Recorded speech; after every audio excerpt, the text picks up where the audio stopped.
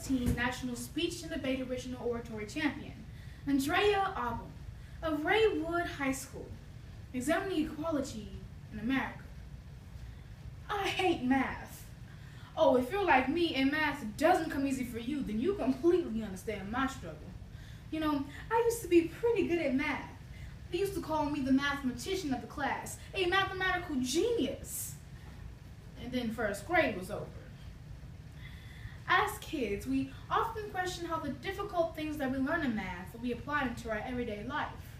Well, when I learned the property of the equality theorem, all my questions about the purpose of math in my life are answered. The theorem states that if A equals B and B equals C, then A equals C also. Finally, something simple in math that I could actually understand. Something so easy to learn in math, but hard for us as individuals to understand in real life. Equality. We spend so much time adding up the differences in each other that we have no time or care to see the overwhelming similarities. Our focus on our differences is causing a lack of growth, a lack of betterment, and slowly eroding the American dream. James Adams, in his book The Epic America, coins that phrase, the American dream, defining it as that dream of a land in which life would be richer and fuller for every man. In other words, that dream of equality. As a nation, we face numerous of challenges, and the only way we can meet those challenges and overcome the problems that try to tear us apart is by coming together, all difference aside. I've known the majority of the math I know from my twin, Beyonce. Beyonce sits in her song 1+1. I don't know much about algebra, but I know that 1 + 1 = 2. Yes, thank you, Beyonce. Race and gender inequalities equal two problems that have plagued our society even before we were ever born. We have come so far, and I'm so proud and so thankful of where we are today, but we are not all the way there yet. From slavery to the Civil War, from Gina Six to Trayvon Martin, we have constantly differentiated ourselves by the color of our skin. We forget people as people, but instead recognize them as black, as white, as Mexican, as multiracial. We allow the melanin in our skin to create melancholy misfortunes in our relationships. But inequality doesn't stop there. We also separate ourselves by that non-algebraic X and Y chromosome levels. Now, I don't share Beyonce's mathematical powers. If she's the smart one, well then, I'm the pretty one. And following her mind-blowing lyrics, if 1 + 1 = 2, then 1 - 1 must equal 0. In the Slate article entitled Individual Differences, Gender Equity, and Schooling, numerous professors state that an improvement for one gender should not apply disadvantage for the other. Or as Abraham Lincoln said, you cannot strengthen the weak while weakening the strong. If we allow our differences to separate us, it will undoubtedly hinder us. Our arguments, our indecisiveness, and our stubbornness grows while our opportunities are compromises and harmonies in existence stand still. And we are living in America, minus the dream. In our politics and in our daily lives, we can feel the divide. Some more than others.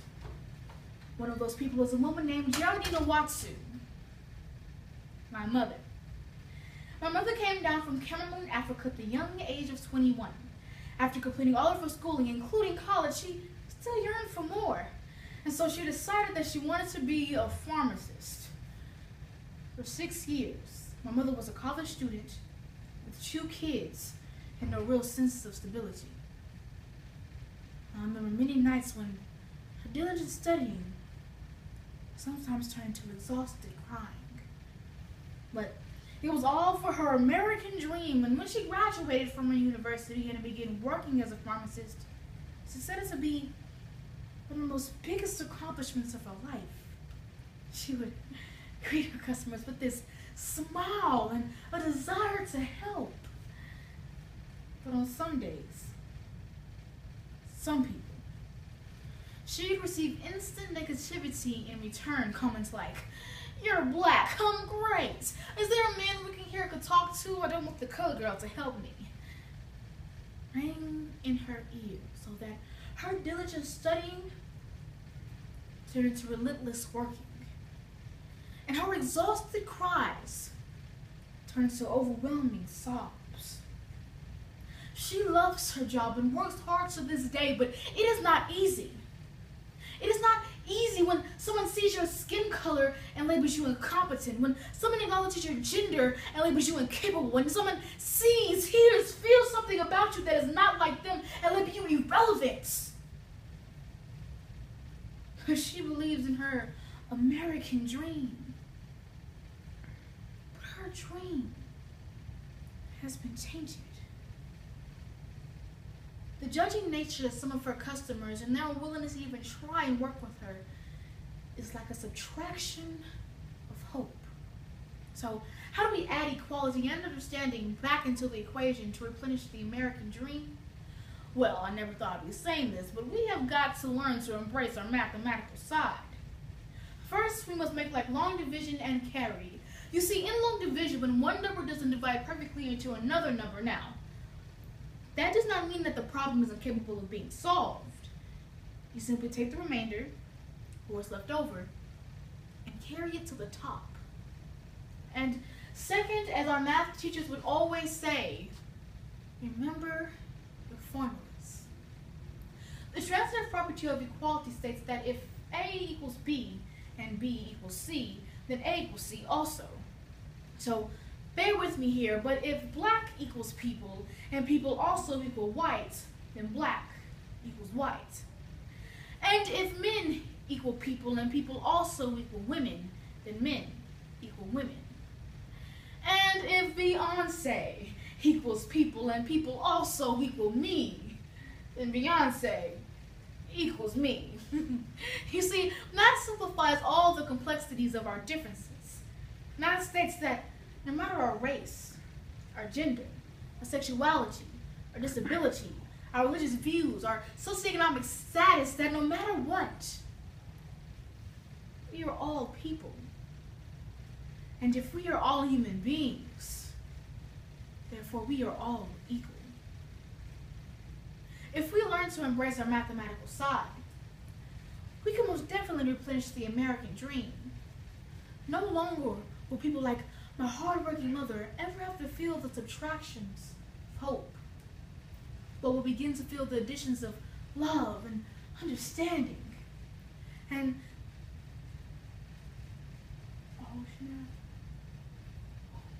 Martin Luther King Jr. once said, "Something must happen in the hearts and souls of men. They will come together not because the law says it, but because it's right and it's natural."